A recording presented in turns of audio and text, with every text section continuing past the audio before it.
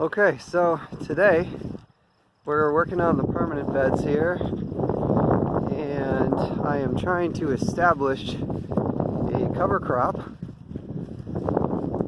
that I will manage later in the year, find new ways to manage the area without really tilling. So this has been cultivated right now with the cultivator just to get it to where it is. It's been raked flat, and now this is the beginning of the plan. We have mixed brown millet and white clover. White clover is for the nitrogen and biomass, and it will fare the winter here, and it will be here next year. It's a perennial, so it's a nitrogen fixture, perennial, and I want it to really be the blanket of these beds. These beds are kind of set up for squash, watermelon, pumpkins, crops like that. So I'm trying different things, and here this is what I'm trying. So I told you why I chose the clover. It's also low growth. Here's some white clover right here that I established from last year that's growing in the paths, right? It's very low growth, and it's going to make an excellent permanent bed cover.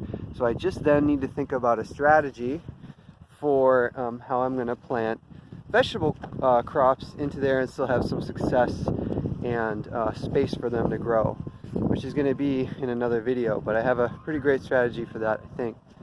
But the millet, if you're wondering, let's see, the millet, yeah, I'm growing for organic matter.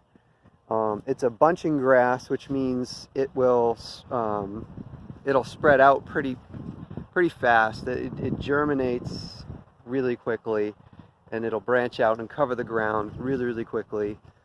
But it's also a great nurse crop, so it's kind of why I'm using it here. I'm trying to get away with as few tools as possible and to make this fast. So that's going to be nice. It's going to create a nice nurse crop for clover. It's 45 days to maturity on this one, so I've never grown it before, so we'll see. But my idea is I'm going to grow it, use it as a nurse crop. When it makes sense, I want to manage this with a lawnmower, with my ride-on lawnmower. We're just going to add some compaction, but I do have a nice new decompaction tool, which I think will work just fine. But I've been noticing how well my areas do where I've been mowing anyways with a smaller mower, and so I don't think it's going to cause much of an issue for me, and I think it'll be really quick and easy and a nice system. So this bed should be clearly identifiable later. I'm also worried about how much of the actual grass gets in there from the millet. We do want to create an environment which dead grass does create for clover to grow, right? We've got a lot of clippings here. That's your carbon, and it's a high carbon and nitrogen ratio that the millet has, and then it's going to pair really well with the clover that likes to grow up in that later. So I'm trying to get a pure blanket of clover here for next spring. There I will then try and find a way to either terminate the clover, get ready for cash crop planting with like some type of cultivator, shallow cultivator, or a new strategy I have to actually leave it all in place and then create little squares where I will be planting to block out the weeds in a smaller area and just provide a spot just for that squash planting, so I will not have to even dig the ground at all in these permanent beds, and I will constantly be providing nitrogen with the nearby clover perennial. So that's the whole plan there. I have this mixed to a ratio of 1 to 3. So the millet being the dominant in the mix. So yep, that's just brown top millet and white clover. I am in zone 5 here.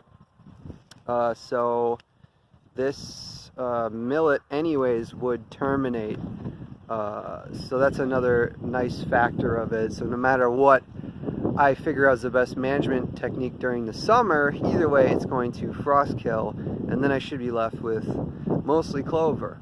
The other reason I like this mix is because these are my tools to seed and get it into the ground, because the depth of the seed is really shallow on both of these. So I'm just going to use these 2 rakes. After I spread it directly on the soil, I'm just going to use these 2 rakes to get it into the ground.